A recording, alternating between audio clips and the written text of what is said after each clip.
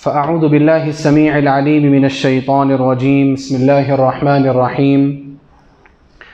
قد أفلح من تزكى وذكر اسم ربه فصلى بل تؤثرون الحياة الدنيا والآخرة خير وأبقى إن هذا لفي الصحف الأولى صحف إبراهيم وموسى. محترم بزرگان دین، نوجوانان اسلام، پردہ نشین اسلامی خواتین، ہر طرح کی تعریف و توصیف، حمد و ستائش، کبریائی اور بڑائی، تحمید، تمجید اور تسبیح اللہ رب العالمین وحدہ لا شریک لہ، خالق کائنات، مالک ارض و سما کے لیے لائق اور زیبا ہیں۔ درود اور سلام نازل ہو اس دنیا فانی کی طرف بھیجے گئے تمام انبیاء اور رسل پر بالعموم، اور بالخصوص ہمارے نبی جناب محمد الرسول اللہ صلی اللہ علیہ وسلم پر، اللہم صلی وسلم مبارک علیہ۔ حضرات گرامی، میں نے آپ کے سامنے سورہ اعلیٰ کی اخیر کی چند آیات تلاوت کی ہیں، آیت نمبر 14، 15، 16، 17، 18 اور 19۔ انہی آیات کے تحت میں انشاءاللہ چند باتیں آپ کے سامنے رکھنے کی کوشش کروں گا۔ اللہ سبحانہ و تعالی مجھے حق کہنے اور ہم سب کو حق کو سمجھنے اور اس پر عمل کرنے، اس کو قبول کرنے کی توفیق عطا فرما، اور ہم سب کو باطل کو سمجھنے اور باطل سے اجتناب کرنے کی توفیق عطا فرما، آمین۔ محترم حاضرین کرام، سورہ اعلیٰ جو ہے، یہ سورہ اعلیٰ کی آخری آیات کی جو تلاوت میں نے آپ کے سامنے کی ہے، ان آیات کے انتخاب کی اصل وجہ یہ ہے کہ سورہ اعلیٰ ہمارے نبی جناب محمد رسول اللہ صلی اللہ علیہ وسلم کو ایک محبوب صورت تھی۔ آپ صلی اللہ علیہ وسلم چند صورتوں کو بہت ساری جگہوں پر اور بہت سارے اوقات میں بار بار تلاوت کیا کرتے تھے۔ انہی صورتوں میں سے سورہ اعلیٰ بھی ہیں۔ اللہ کے رسول صلی اللہ علیہ وسلم کو یہ محبوب صورت تھی۔ آپ صلی اللہ علیہ وسلم اس کا ذکر کرتے، اس کو پڑھتے، اس کو سناتے، اس کے ذریعے سے لوگوں کی تعلیم اور تربیت کیا کرتے تھے۔ یہی وجہ ہے کہ میں نے ان آیات کا اور خصوصاً آخری کی آیات کا انتخاب کیا ہے تاکہ ہمارے سامنے یہ بات واضح ہو کہ اللہ کے رسول صلی اللہ علیہ وسلم کو یہ صورت پسند کیوں تھی۔ آپ صلی اللہ علیہ وسلم محض لحن کی وجہ سے کسی صورت کو پسند کرتے، ایسا ممکن نہیں ہے۔ آپ صلی اللہ علیہ وسلم محض آواز کی وجہ سے یا ترتیب کی وجہ سے کسی صورت کو پسند کریں، ایسا درست نہیں ہے۔ بلکہ اگر نبی صلی اللہ علیہ وسلم کسی صورت کو پسند کرتے ہیں اور بار بار تلاوت کرتے ہیں تو اس کا صاف سا اور سیدھا سا مطلب یہ ہے کہ ان آیات میں یا ان صورتوں میں ایسے معانی اور مفاہیم ہیں جن کا جاننا اور جن کو سمجھنا ہم سب کے لیے انتہائی ضروری ہے۔ اللہ کے رسول صلی اللہ علیہ وسلم سورہ اعلیٰ کو پسند کیا کرتے تھے، اس کی کیا دلائل ہیں؟ سب سے پہلی دلیل یہ ہے کہ صحیح مسلم کی روایت ہے، نعمان بن بشیر رضی اللہ تعالی عنہ راوی حدیث ہیں، فرماتے ہیں کہ کان رسول اللہ صلی اللہ علیہ وسلم یقرأ فی الجمعۃ وفی العیدین بسبح اسم ربک الاعلی وهل اتاک حدیث الغاشیہ، کہ اللہ کے رسول صلی اللہ علیہ وسلم جمعہ کے دن جمعہ کی نماز میں اور عیدین میں یعنی عید الفطر کی نماز میں اور عید الاضحیٰ کی نماز میں پہلی رکعت میں سبح اسم ربک الاعلی پڑھا کرتے تھے اور دوسری رکعت میں هل اتاک حدیث الغاشیہ پڑھا کرتے تھے۔ اور محض یہی نہیں، نعمان بن بشیر رضی اللہ تعالیٰ عنہ آگے بیان فرماتے ہیں کہ وَإِذَا اجْتَمَعَ الْعِيدُ وَالْجُمُعَةُ فِي يَوْمٍ وَاحِدٍ قَرَأَ بِهِمَا أَيْضًا فِي الصَّلَاتَيْنِ، اگر جمعہ کا دن اور عید کا دن دونوں ایک ہی دن میں اکٹھے ہو جائیں، کبھی کبھار ایسا ہوتا ہے کہ جمعہ بھی ہے اور عید کا دن بھی ہے، جب عید کا دن ہو، عید الفطر ہو، عید الاضحیٰ ہو اور وہ دن جمعہ کا دن بھی ہو، تو مسلمانوں کو رخصت ہے کہ جمعہ میں حاضر ہو یا نہ ہو، ظہر کی نماز پڑھ لیں، لیکن مسجدوں میں تو جمعہ کی نماز ہوتی ہے، جس کو جمعہ کی نماز پڑھنا ہو وہ مسجد میں حاضر ہو جائے۔ تو نعمان بن بشیر رضی اللہ تعالیٰ عنہ بیان فرماتے ہیں کہ اگر کبھی ایسا ہوتا کہ جمعہ کا دن اور عید کا دن ایک ہی دن میں ہو جاتا، قرأ بہما ایضا فی الصلاتین، تو نبی صلی اللہ علیہ وسلم دونوں نمازوں میں یہی صورتیں پڑھا کرتے تھے۔ ایسا نہیں تھا کہ آپ الگ الگ کر دیا کرتے تھے کہ اب عید میں آپ تو سن کر کے آئے، ابھی صبح صبح چلو اب دوسری صورتیں پڑھ لیں، ایسا نہیں تھا، بلکہ اگر اکٹھا بھی ہو جائے تب بھی نبی صلی اللہ علیہ وسلم انہی دونوں صورتوں کو پڑھا کرتے تھے۔ اور بعض روایات سے سورہ جمعہ اور سورہ منافقون کا پڑھنا بھی ثابت ہے۔ اسی طرح سے آپ دیکھیں ابی بن کعب رضی اللہ تعالیٰ عنہ کی حدیث ہے، سنن اربعہ میں یہ روایت موجود ہے، سنن ابو داؤد، سنن ترمذی، سنن نسائی، سنن ابن ماجہ، اور یہ صحیح روایت ہے۔ ابی بن کعب رضی اللہ تعالیٰ عنہ فرماتے ہیں کہ کان رسول اللہ صلی اللہ علیہ وسلم یوتر بسبح اسم ربک الاعلی وقل للذین کفروا واللہ الاحد الصمد، کہ اللہ کے رسول صلی اللہ علیہ وسلم وتر کی نماز میں جب آپ 3 رکعت پڑھا کرتے تھے 3 سورتوں کو پڑھا کرتے تھے۔ پہلی رکعت میں سبح اسم ربک الاعلی پڑھتے، دوسری رکعت میں قل یا ایھا الکافرون پڑھتے، اور تیسری رکعت میں قل ھو اللہ احد پڑھا کرتے تھے۔ اسی طرح صحیح مسلم کی ایک اور روایت ہے، حضرت جابر بن سمرہ رضی اللہ تعالیٰ عنہ راوی حدیث ہیں، فرماتے ہیں کہ کان رسول اللہ صلی اللہ علیہ وسلم یصلی فی الظہر بسبح اسم ربک الاعلی، کہ اللہ کے رسول صلی اللہ علیہ وسلم ظہر کی نماز میں سبح اسم ربک الاعلی پڑھا کرتے تھے، یعنی ظہر کی پہلی رکعت میں آپ سبح اسم ربک الاعلی پڑھتے ہیں۔ ہمیشہ کا معمول نہیں، اکثر و بیشتر آپ علیہ الصلوۃ والسلام اس سورت کو پڑھا کرتے تھے۔ اسی طرح سے سنن ترمذی وغیرہ کی روایت میں صلاۃ الاستسقاء میں، بارش طلب کرنے کی نماز میں بھی سبح اسم ربک الاعلی کو پڑھنا ثابت ہے۔ اب آپ دیکھیں، میں نے یہ سارے دلائل آپ کے سامنے ذکر کیے، کیا واضح کرنے کے لیے؟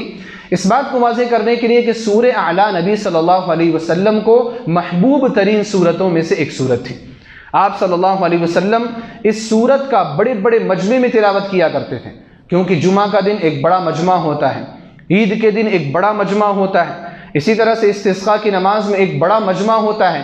آپ صلی اللہ علیہ وسلم بڑے مجمع میں جب لوگ اکٹھے ہوا کرتے تھے، جب کثیر تعداد میں لوگ ہوتے تھے، تو آپ علیہ الصلوۃ والسلام ان صورتوں کو پڑھا کرتے تھے اور ان صورتوں کے معانی اور مفاہیم پر غور و تدبر کرنے کی دعوت دیا کرتے تھے۔ تو ہم سب کے لیے واضح ہوا کہ یہ ایک اہم ترین صورت ہے اور نبی صلی اللہ علیہ وسلم کو محبوب صورت ہے۔ اب آئیے ہم دیکھتے ہیں کہ یہ جو اخیر کی آیات میں جو میں نے آپ کے سامنے پڑھی ہے، اللہ سبحانہ و تعالیٰ نے ہمیں کیا پیغام دیا ہے۔ اللہ نے فرمایا قد افلح من تزکا، ابتدا جو ہوئی ہے آیت نمبر 14 کی، اللہ نے فرمایا قد افلح من تزکا، یقیناً وہ کامیاب ہو گیا جس نے اپنے آپ کو پاک کر لیا، جو تزکیے کی طرف گیا، جو طہارت کی طرف گیا، جو صفائی کی طرف گیا، جو پاکیزگی کی طرف گیا، جو نفاست کی طرف گیا، قد افلح، وہ یقیناً کامیاب ہو گیا۔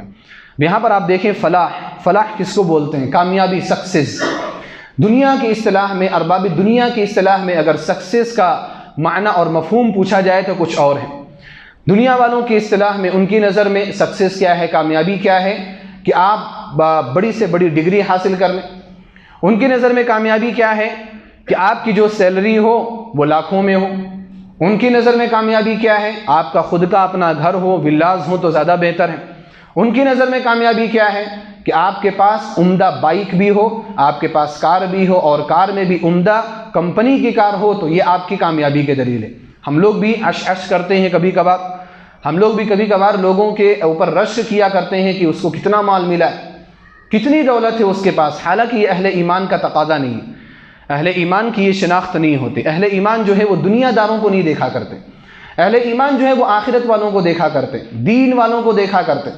اللہ کے رسول صلی اللہ علیہ وسلم نے دنیا کے معاملات میں دنیا والوں کو دیکھنے کا حکم نہیں دیا۔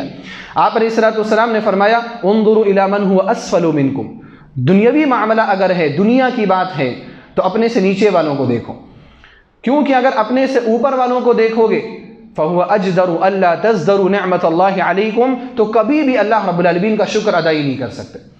آپ اگر اپنے سے اونچے والوں کو دیکھو گے تو آپ کو لگے یا کیا زندگی ہے میری، ایک چھوٹے سے کمرے میں پڑا ہوا ہوں جہاں صحیح ڈھنگ سے میں سانس بھی نہیں لے سکتا، یہ میری کیا زندگی ہے کہ 10 روپے خرچ کرنا ہو تو 10 بار سوچنا پڑتا ہے کہ میں یہ خرچ کروں بھی کہ نہ کروں، یہ کیا زندگی ہے، گھٹن والی زندگی، نہ دوست میرے ساتھ ہیں، نہ یار میرے ساتھ ہیں، نہ رشتہ دار مجھے پوچھتے ہیں، نہ معاشرے میں میری کوئی عزت ہے۔ یہ انسان اس طرح سے اپنے آپ کو ڈپریشن کا شکار بنائے گا اور پھر اللہ رب العالمین کی ناشکری کی طرف چلا جاتا ہے۔ دنیا کے معاملے میں یہی قاعدہ ہے۔ اور اصل قاعدہ کیا ہے کہ اگر آپ کو دیکھنا ہے کسی کو تو آپ دین والوں کو دیکھو، دین والوں کو دیکھو گے تو آپ آگے بڑھنے کی کوشش کرو گے، آپ اللہ رب العالمین کو راضی کرنے کی کوشش کرو گے۔ قارون کا قصہ ذکر کیا ہے اللہ سبحانہ و تعالیٰ نے۔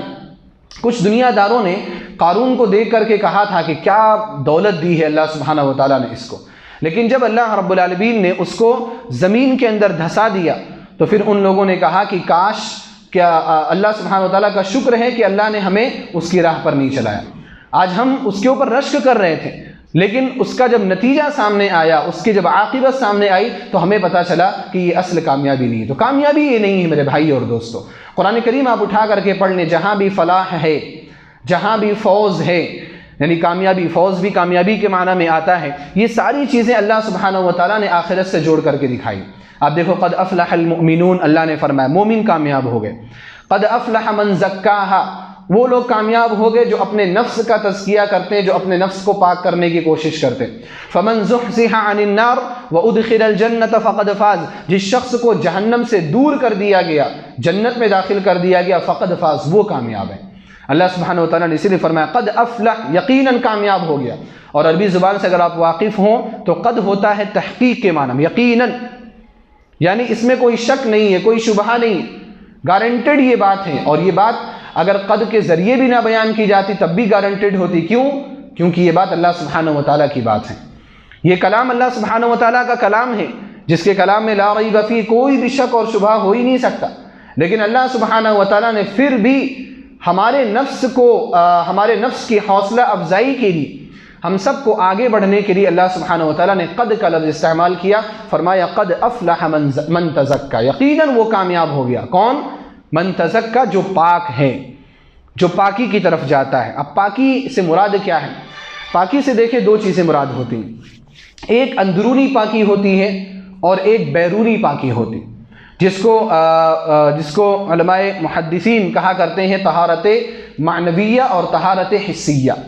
طہارت معنویہ یعنی اندرونی پاکی، اور طہارت حسیہ یعنی ظاہری پاکی۔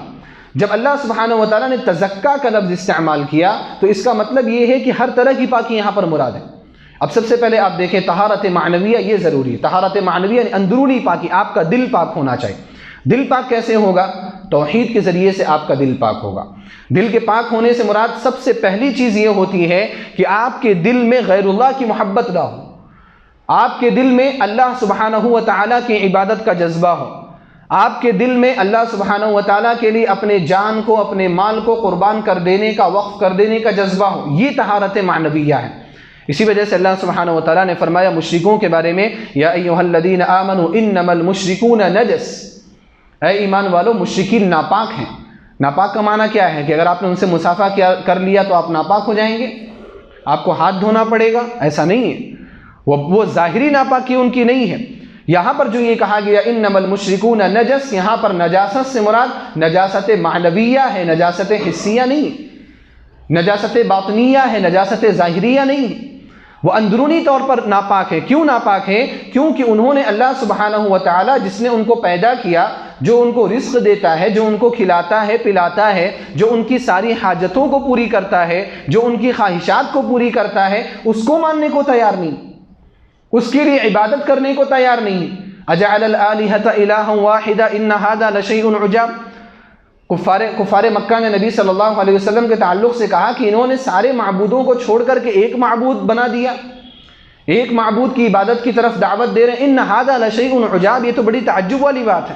یہی وہ نجاست ہے جس کا تذکرہ ہے انما المشرکون نجس۔ تو اس لیے ہمیں اور آپ کو سب سے پہلے اپنے باطن کو پاک کرنا ہے۔ اور طہارت معنویہ کا ایک معنی یہ بھی ہے کہ دل کو ہر اس مرض سے پاک کیا جائے، ہر اس بیماری سے دور رکھا جائے جو بیماری ہمارے اور اللہ سبحانہ و تعالیٰ کے درمیان حائل ہو جاتی۔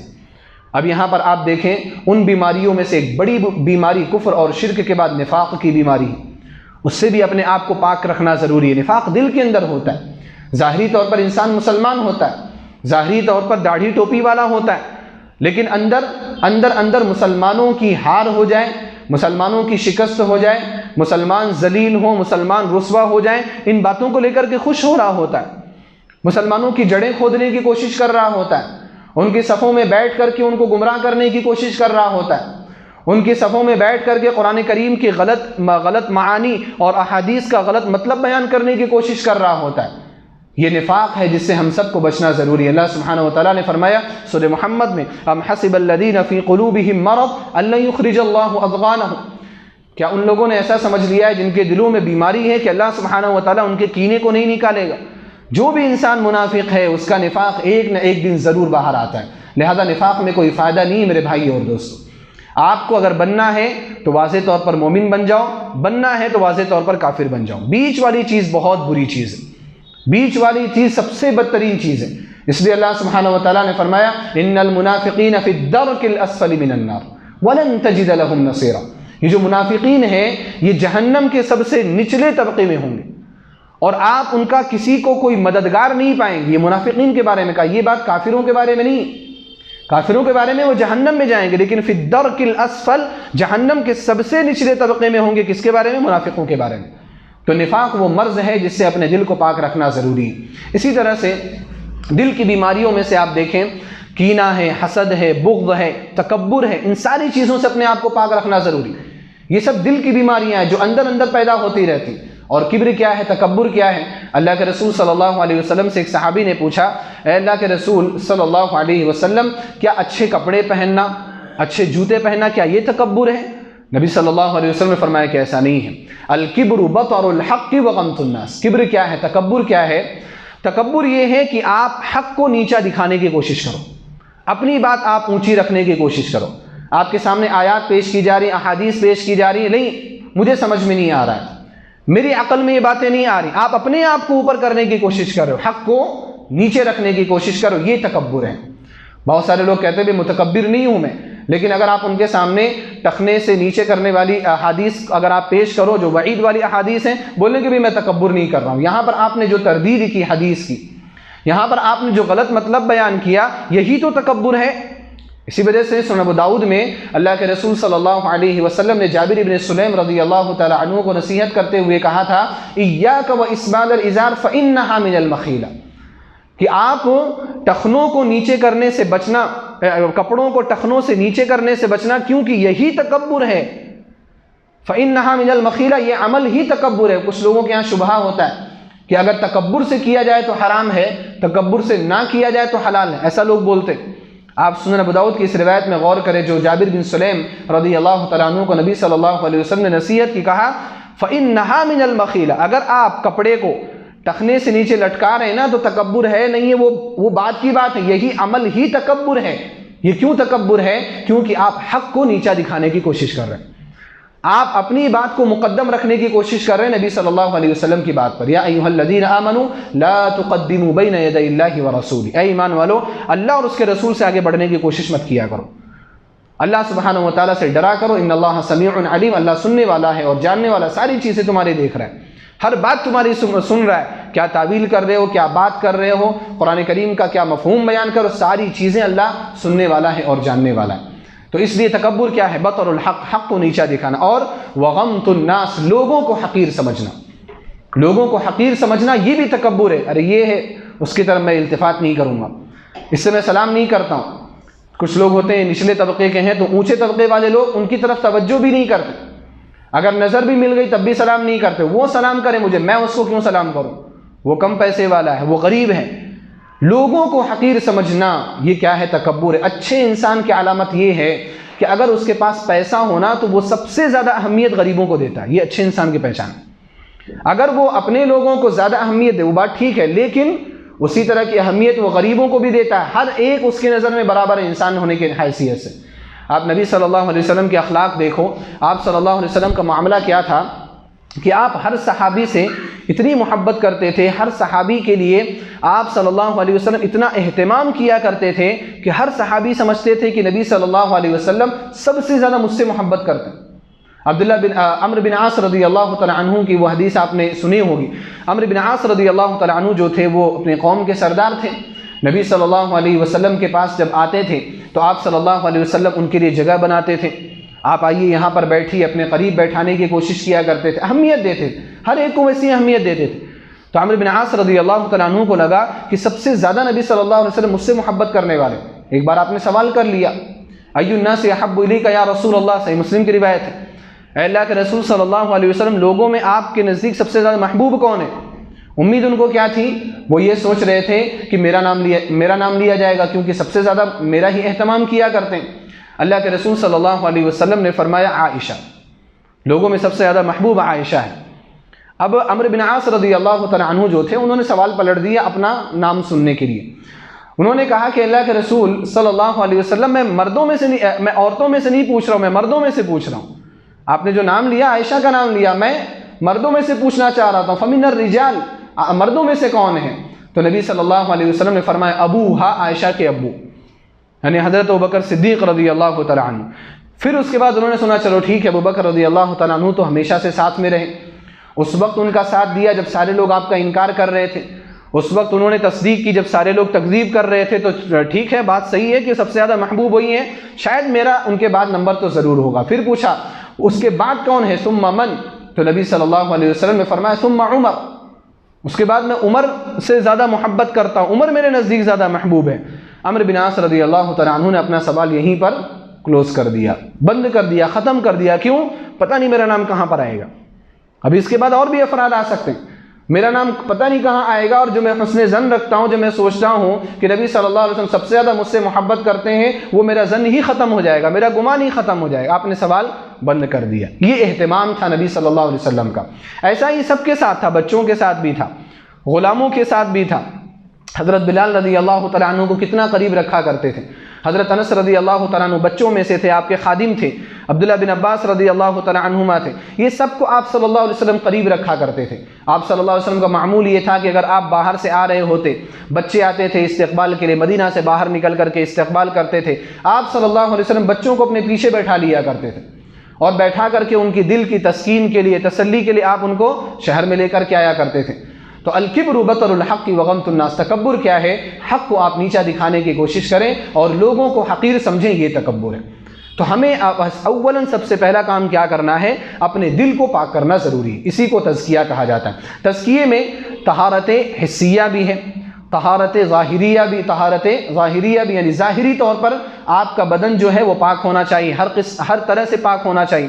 اللہ سبحانہ و تعالیٰ نے نبی صلی اللہ علیہ وسلم کو دوسری جب وحی ان کے اوپر نازل کی، اس میں کیا فرمایا؟ ایھا المدثر قم فانذر وربک فکبر وثیابک فطہر، اے چادر اوڑھنے والے آپ اٹھیے، ڈرائیے، اپنے رب کی تکبیر بیان کیجیے، وثیابک فطہر، اور اپنے کپڑے کو آپ پاک کریے۔ کپڑے کو پاک کرنے سے مراد دونوں تفسیریں مفسرین نے کی ہیں کہ ظاہری طور پر بھی آپ اپنے آپ کو صاف ستھرا رکھیں، کیونکہ اگر آپ بہت زیادہ میلے کچیلے رہتے ہیں تو لوگ آپ کے قریب نہیں آئیں گے۔ اسی طرح سے آپ باطنی طور پر بھی اپنے آپ کو صاف ستھرا رکھیں۔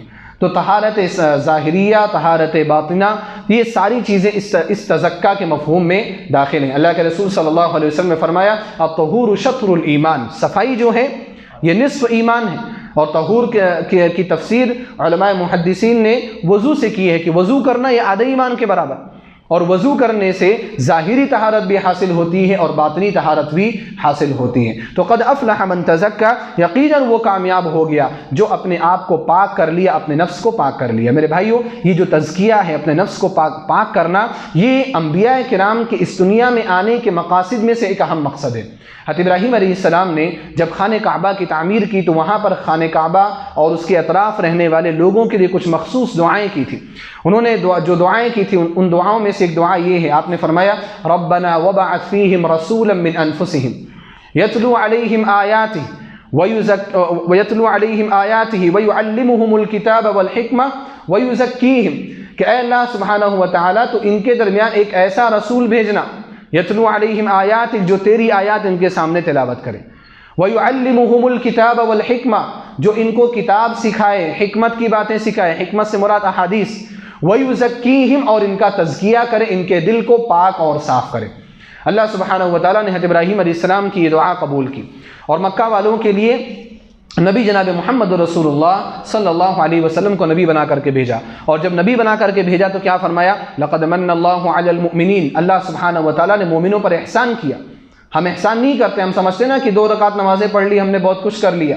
بہت سارے لوگوں کے زبانوں پر شکایتیں ہوتی، نماز بھی پڑھتا ہوں، اذکار بھی کرتا ہوں، پھر بھی مصیبت نہیں جا رہی، پھر بھی معاشی تنگی نہیں جا رہی، پھر بھی معاشی پریشانی نہیں جا رہی، شکایت کر رہے ہوتے ہیں ہم۔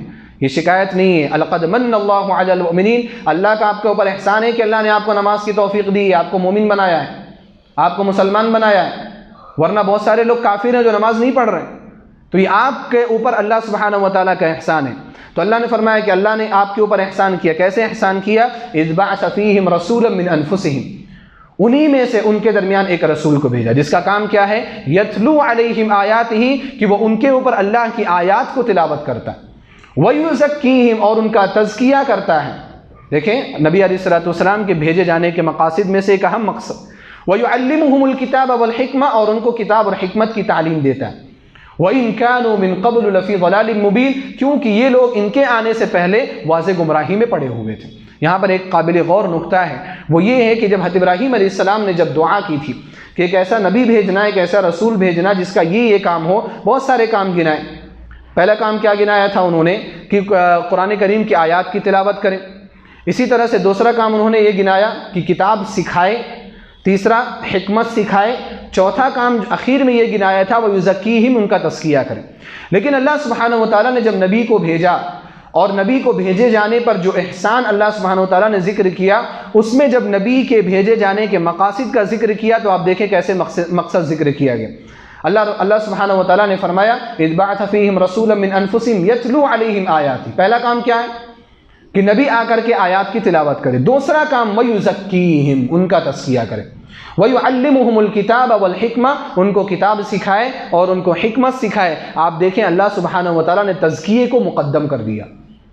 معنی یہ ہے کہ تزکیہ سب سے اہم چیز ہے، یہ اسلام کا مقصد ہی تزکیہ ہے۔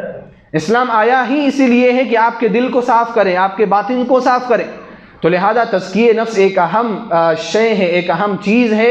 ہمیں اور آپ کو اپنے دل کو پاک اور صاف رکھنے کی بے انتہا کوشش کرنی۔ افسوس اس بات کی ہے کہ ہم اور ہمارے لوگ جو آج کے معاشرے میں رہ رہے ہیں، ظاہری صفائی کی ہم بہت زیادہ فکر کرتے ہیں۔ ظاہری صفائی، ہمارے کپڑے بہت اچھے ہوں، ہمارے جوتے جو ہیں ہمارے جوتے برانڈڈ جوتے ہوں، ہم جو ساکس پہن رہے ہیں وہ بھی 1000 روپے 2000 روپے کے ساکس ہوں، یہ ساری چیزیں ہم مینٹین کرنے کی کوشش کرتے ہیں۔ ہم جس گاڑی سے کہیں پر پہنچ رہے ہیں وہ گاڑی بھی بڑی قیمت والی ہو اور لوگوں کی نظروں میں آنے والی ساری چیزیں ہمارے ظاہر سے تعلق رکھتی ہیں، لیکن اندر کیا خباثت پنپ رہی ہے اس کے بارے میں ذرہ برابر بھی خیال نہیں ہوتا۔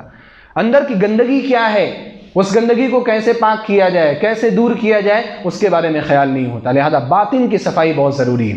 اور یہاں پر ایک اہم نقطہ، بہت ساری باتیں آ رہی ہیں ذہن میں اور میں مختصر طور پر آپ کے سامنے رکھنا چاہتا ہوں، لیکن یہ بہت قابل غور نقطہ ہے، اس پر آپ لوگ کبھی غور کیجئے گا۔ قابل غور نقطہ کیا ہے کہ آپ دیکھیں صحابہ کرام میں سب سے افضل صحابی کون ہیں؟ سب سے افضل صحابی حضرت ابوبکر صدیق رضی اللہ تعالی عنہ۔ اجماع ہے امت کا افضل هذه الامة بعد نبیها ابو بکر رضی اللہ تعالی عنہ۔ اس امت کے سب سے افضل شخصیت نبی کے بعد اگر کوئی ہے تو وہ حضرت ابوبکر رضی اللہ تعالی عنہ ہیں۔ آپ دیکھیں حضرت ابوبکر رضی اللہ تعالی عنہ کی شخصیت، آپ نے سنا ہوگا ان کی شخصیت کے بارے میں، ان کی بایوگرافی کے بارے میں آپ نے سنا ہوگا۔ نبی صلی اللہ علیہ وسلم کی زندگی میں بہت سارے صحابہ کرام تھے جو بہت ساری چیزوں میں الگ الگ مشہور تھے۔ مثال کے طور پر اگر خرچ کرنے کی باری آئی، صدقہ کرنے کی، خرچ کرنے کی، زکوٰۃ دینے یا صدقہ کرنے کی باری آئی، اور اس میں اگر میں صحابہ کرام کا نام پوچھوں تو کس کا نام آپ کے ذہن میں آتا ہے؟ سب سے زیادہ خرچ کرنے والے کون ہیں؟ عثمان بن عفان رضی اللہ تعالی عنہ۔ حسن، اسی طرح سے عبد الرحمن بن عوف رضی اللہ تعالی عنہ۔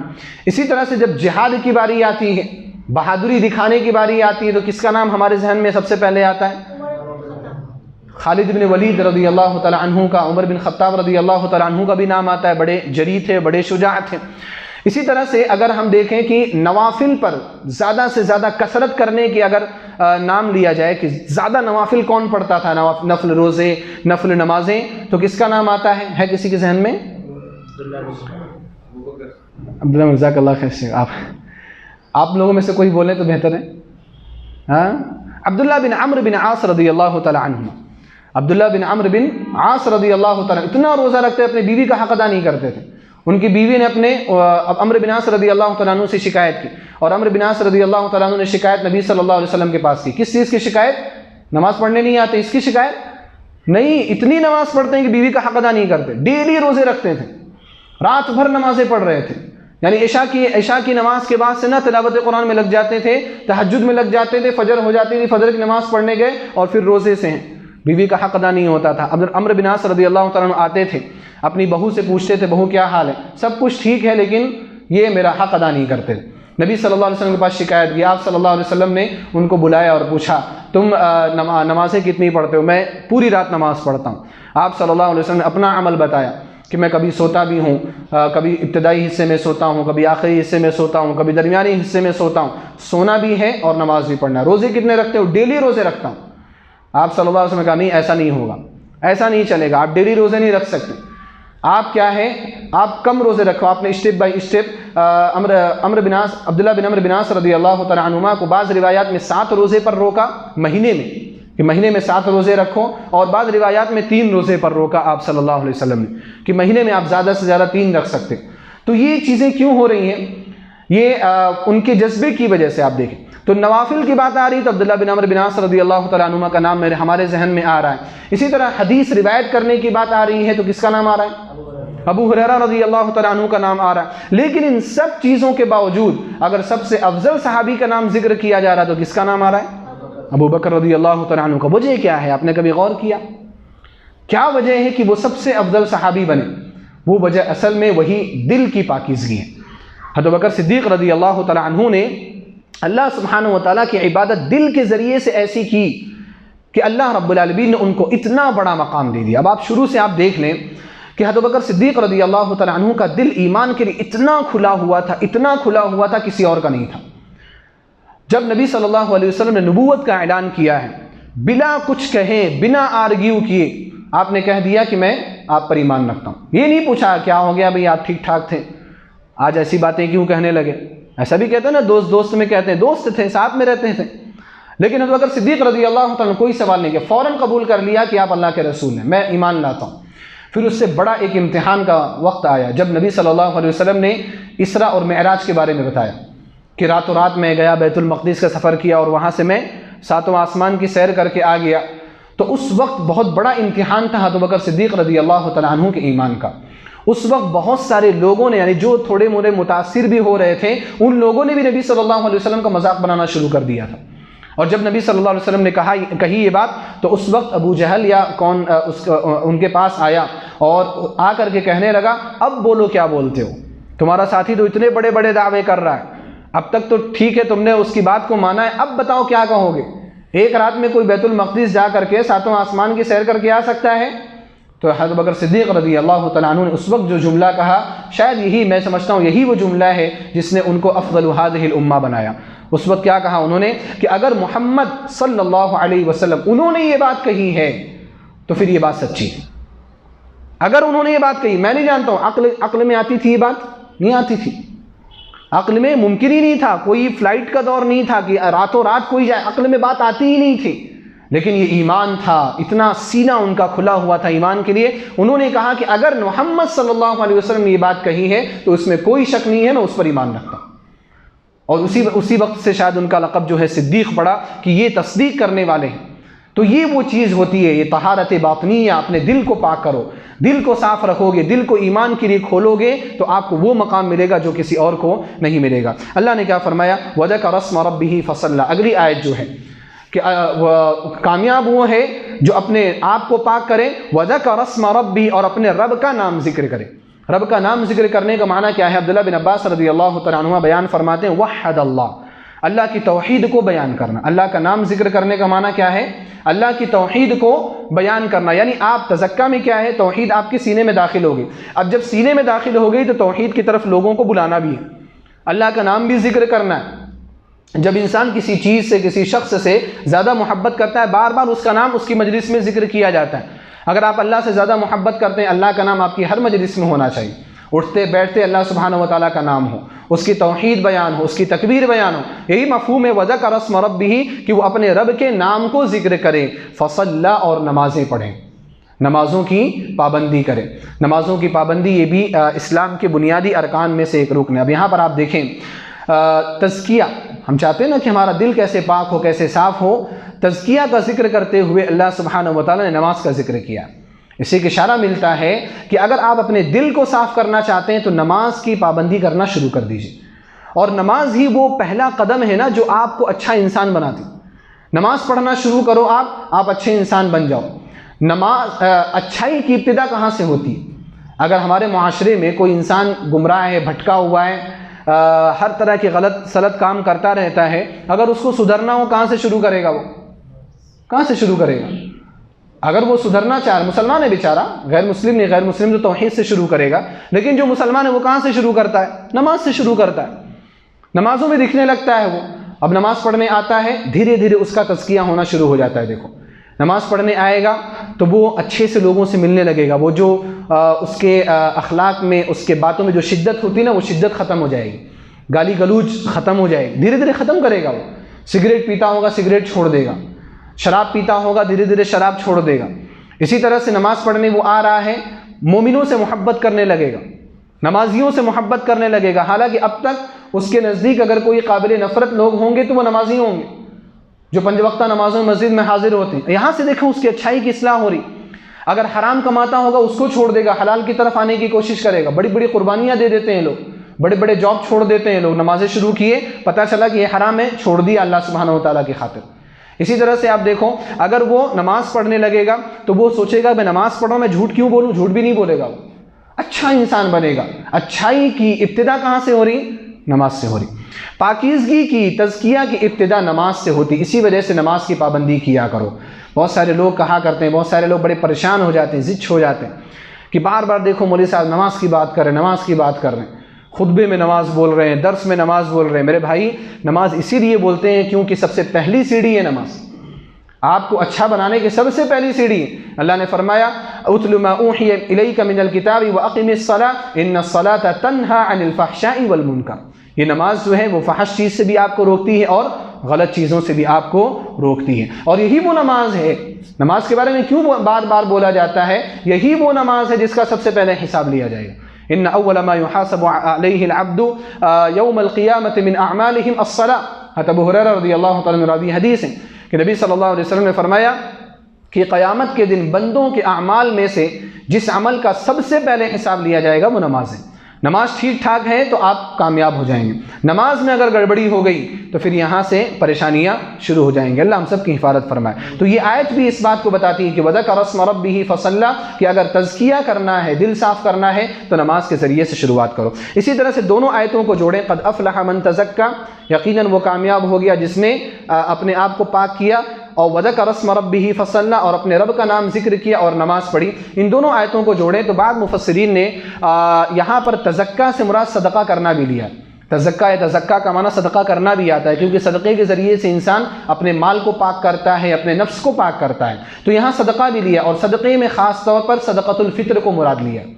قد افلح من تزکیٰ کی ایک تفسیر صدقۃ الفطر بھی ہے، اور صدقۃ الفطر ہے تو اس کو اس طرح سے انہوں نے ذکر کیا ہے کہ ان دونوں آیتوں کو جوڑنے سے یہ معلوم ہوتا ہے کہ صدقۃ الفطر ہے جو وہ عید کے نماز سے پہلے ادا کی جائے گی، اور یہی قاعدہ ہے صدقۃ الفطر کے بارے میں۔ اللہ کے رسول صلی اللہ علیہ وسلم نے فرمایا فمن اداها قبل الصلاة فهي زکاۃ مقبولہ ومن اداها بعد الصلاة فهي صدقۃ من الصدقات۔ اگر صدقۃ الفطر نماز سے پہلے کوئی دیتا ہے تو وہ زکوٰۃ مقبولہ ہے، اور اگر نماز کے بعد کوئی دیتا ہے تو وہ عام صدقات میں سے ایک صدقہ ہے۔ تو اس آیت سے استدلال کیا ہے کہ آپ یہاں پر دیکھو قد افلح من تزکیٰ، یقیناً وہ کامیاب ہو گیا جس نے صدقہ دیا۔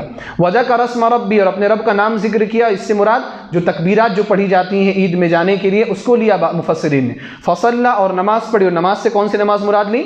عید کی نماز مراد لی۔ تو اس طرح سے بھی استدلال ہوا کرتے ہیں۔ اس کے بعد اللہ نے فرمایا بل تؤثرون الحیات الدنیا والآخرۃ خیر وابقی۔ اللہ سبحانہ و تعالیٰ نے فرمایا بلکہ بات ایسی ہے کہ تم لوگ دنیا کی زندگی کو ترجیح دیتے ہو، حالانکہ آخرت جو ہے خیر، وہ دنیا سے کئی گنا زیادہ بہتر ہے، وابقی، اور دنیا سے زیادہ مدت تک باقی رہنے والی۔ اب آپ یہاں پر آپ غور کریں، اللہ سبحانہ و تعالیٰ نے یہاں پر تزکیے کی بات کی، اس سے پہلے نماز پڑھنے کی بات کی، توحید کی بات کی، اور اس کے بعد کیا کہا؟ بل کس لیے استعمال کیا جاتا ہے؟ بل یہ بتانے کے لیے استعمال کیا جاتا ہے نا کہ بات ایسی نہیں ہے کہ تمہیں ان چیزوں کی فکر نہیں، بلکہ بات ایسی ہے کہ تم دنیا کی زندگی میں زیادہ پڑ جاتے ہیں۔ لوگ بہت سارے ایسے ہیں جن کو نماز کی اہمیت بھی پتہ ہے، جن کو اسلام کی اہمیت بھی پتہ ہے، لیکن نفسانی خواہشات کا غلبہ اتنا ہو جاتا ہے، دنیا اتنی غالب ہو جاتی ہے ان کے ذہن پر کہ وہ رجوع کرنے کی کوشش ہی نہیں کرتے، وہ اسلام کی طرف پلٹ ہی نہیں پاتے، وہ دنیا کی زندگی کو ترجیح دے رہے ہوتے۔ ساری چیزیں معلوم ہے کہ یہ حق ہے، وہ حق ہے، سب کچھ حق ہے، لیکن کرے تو کریں کیا؟ نماز پڑھنے لگیں گے، دین کی طرف آ جائیں گے، دنیا چھوٹ جائے گی، ہم ان لوگوں کے ساتھ نہیں جا سکتے، بڑے بڑے لوگوں میں ہمارا شمار نہیں ہو سکتا، اللہ نے فرمایا بل تؤثرون الحیات الدنیا، تم دنیا کی زندگی کو ترجیح دیتے ہو۔ اس سے پتہ یہی چلا کہ اگر انسان اپنے آپ کو صحیح معنوں میں مسلمان بنانا چاہتا ہے تو اس کو چاہیے کہ دنیا کی محبت کو کم کرے۔ دنیا کی محبت ہونی چاہیے، اتنی ہونی چاہیے کہ ہم اللہ کی عبادت کر سکیں، اتنی ہونی چاہیے بس، اس سے زیادہ نہیں ہونی چاہیے۔ اور دنیا تو ہر ایک کو مل جاتی ہے، دنیا کا کیا بھروسہ ہے، دنیا کسی سے وفا نہیں کرتی، دنیا اس کو بھی مل جا رہی ہے۔ آپ دیکھو راتوں رات لوگ کروڑ پتی ہو جا رہے ہیں، آج کل بزنس کا ایسا دور چل رہا ہے، کسی نے شیئر خریدا ہے، شیئر اوپر چلا گیا، راتوں رات بلین پیسے آ گئے اس کے پاس، ملین آ گئے، اور اگلی رات وہ روڈ پتی بھی ہو جاتا ہے، سڑک پر بھی آ جاتا ہے۔ یہ دنیا ہے، کوئی حیثیت نہیں دنیا کی، آپ کبھی اوپر جا سکتے ہو، کبھی دھڑام سے نیچے آ سکتے ہو، لیکن اگر آپ آخرت کے لیے کوشش کرو گے نا تو اوپر ہی اوپر جاؤ گے۔ آپ آخرت کے لیے اگر کوشش کرو گے، تھوڑا موڑا بھی عمل کرو گے، کرتے رہو گے، تو اللہ سبحانہ وتعالیٰ کو آپ راضی کر لو گے، اور اللہ سبحانہ وتعالیٰ جنتوں میں آپ کو جگہ دے گا۔ یہی تو کامیابی ہے۔ بل تؤثرون الحیات الدنیا والآخرۃ خیر، آخرت کیا ہے؟ خیر ہے، بہتر ہے، ہر اعتبار سے بہتر ہے۔ آپ دیکھو جو جنت میں جو پھل ہوں گے، میوے ہوں گے، جو نہریں ہوں گی، کیا دنیا کی چیزوں سے ان کا مقابلہ ہے؟ کوئی مقابلہ نہیں۔ اللہ کے رسول صلی اللہ علیہ وسلم نے فرمایا ما لا عین رأت، ایسی چیزیں جو کسی آنکھ نے نہیں دیکھی، ولا اذن سمعت، ایسی چیزیں جس کو کسی کان نے سنا ہی نہیں، ولا خطر علی قلب بشر، ایسی چیزیں ہیں جو کسی انسان کے دل پر ان کا تصور بھی نہیں آتا، آپ سوچ بھی نہیں سکتے۔ نام ہو سکتا ہے ایک ہو، رمان، انار، ٹھیک ہے، انار یہاں بھی پایا جاتا ہے لیکن وہاں کا رمان الگ ہی ہوگا۔ نہریں یہاں بھی رہتی ہیں لیکن وہاں کی نہریں الگ ہیں۔ دودھ کی نہریں کسی نے دیکھی ہیں؟ دودھ کی کوئی نہر نہیں۔ دودھ کا سمندر بھی ہے جنت میں، دودھ کا سمندر ہے، اور شراب کا سمندر ہے، شہد کا سمندر ہے، یہ سب سمندر ہے، نہریں بہ رہی ہیں۔ یہ ساری چیزیں دنیا میں ہو ہی نہیں سکتی۔ والآخرۃ خیر، آخرت بہتر ہے، وابقیٰ، اور زیادہ باقی رہنے والا۔ اب یہاں پر آپ غور کریں کہ دنیا میں اگر آپ کو ساری لذت مل جائے، دنیا کی لذتوں سے یا دنیا کی لذتوں سے حقیقی فائدہ اٹھانے کے لیے کیا چیز ضروری ہے؟ میں آپ سے پوچھنا چاہتا ہوں، دنیا کی لذتوں سے حقیقی طور پر فائدہ اٹھانے کے لیے کیا چیز ضروری؟ ہاں نہیں، دنیا کی لذتوں سے جو بھی لذتیں ہیں ہم فائدہ اٹھانا چاہتے ہیں، ہاں صحت ضروری ہے۔ دنیا کی لذتوں سے حقیقی فائدہ اٹھانے کے لیے کیا چیز ضروری ہے؟ صحت ضروری ہے، آپ کا زندہ رہنا ضروری ہے، صحت میں وہ چیز بھی داخل، آپ کا زندہ رہنا ضروری ہے۔ آپ کتنا دن زندہ رہیں گے؟ آپ کوئی انسان کتنا زندہ رہے گا؟ 60 سال، 70 سال، 80 سال، 90 سال، 100 سال میں تو اکثر و بیشتر ہی نکل جاتے ہیں کہ نہیں نکل جاتے؟ کون کتنا باقی رہتا ہے؟ زیادہ ضروری یہی چیز ہے کہ آپ کی عمر لمبی ہو، جنت میں وہ چیز آپ کو دی جائے گی۔ آپ داخل ہو گئے نا، خلود لا موت، اب ہمیشہ ہمیشہ رہو، کوئی موت ہوتا آنے والی نہیں۔ ٹینشن رہتے نا انسان کو، یہاں پر پیسے ہیں، دیکھو لوگ کھا پی نہیں پا رہے ہیں، لوگ شوگر ہو گیا، اللہ محفوظ رکھے ہم سب کو بیماریوں سے، جو بیمار ہیں ان کو شفایابی عطا فرمائے۔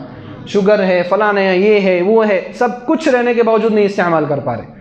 ولید ابن طلال جو مشہور ہے سعودی عرب کے بزنس مین ہیں، ان کے ایک بھائی کے بارے میں آپ لوگوں نے بھی سنا ہوگا کہ کتنا پیسہ ہے اس کے پاس، اس کا بھائی کتنا مالدار ہے لیکن کوما کی زندگی میں۔ کیا فائدہ اس کو؟ اس کے مال کا کیا فائدہ ہے؟ کوئی فائدہ نہیں اس کو، کتنی بھی دولت ہے ساری دولت بیکار ہے۔ والآخرۃ خیر وابقیٰ، وہ زیادہ باقی رہنے والی۔ اللہ نے فرمایا ما عندکم ینفد وما عند اللہ باقی، یاد رکھنا ہمیشہ جو تمہارے پاس ہے نا وہ ختم ہو جائے گا، وما عند اللہ باق، جو اللہ کے پاس ہے وہ ہمیشہ باقی رہے گا، اس سے دنیا کی فکر میں مت رہنا۔ ان ھذا لفی الصحف الاولی صحف ابراہیم وموسیٰ، یہ ساری باتیں پہلے صحیفوں میں بھی ہیں، یہ کوئی نئی باتیں آپ کو نہیں بتائی جا رہی، پہلے کے انبیاء کرام نے بھی اسی طرح سے باتیں بتائی ہیں، ایسی ہی نصیحت کی ہے، اور یہ باتیں ابراہیم علیہ السلام کے صحیفوں میں بھی ہیں، موسیٰ علیہ السلام کے صحیفوں میں بھی ہیں۔ صحیفہ اور کتاب دونوں میں فرق ہوتا ہے۔ حضرت موسیٰ علیہ السلام کو توریت عطا کی گئی تھی، وہ کتاب ہے۔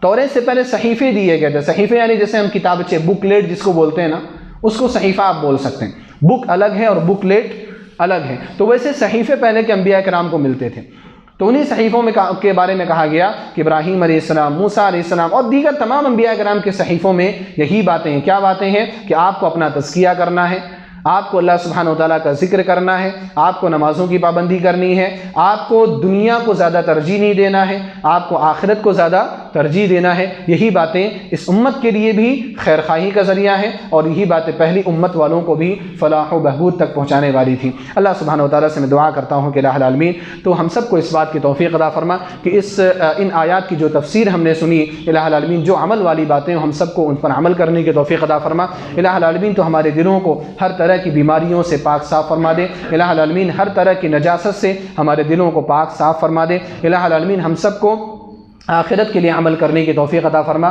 آخرت کی محبت ہمارے دلوں کے اندر پیدا فرما دے۔ الہ العالمین ہمیں دنیا سے اتنا ہی دل لگانے کی توفیق عطا فرما جو ہماری آخرت کے لیے فائدہ مند ہو۔ آمین وآخر دعوانا ان الحمد للہ رب العالمین، والسلام علیکم ورحمۃ اللہ وبرکاتہ۔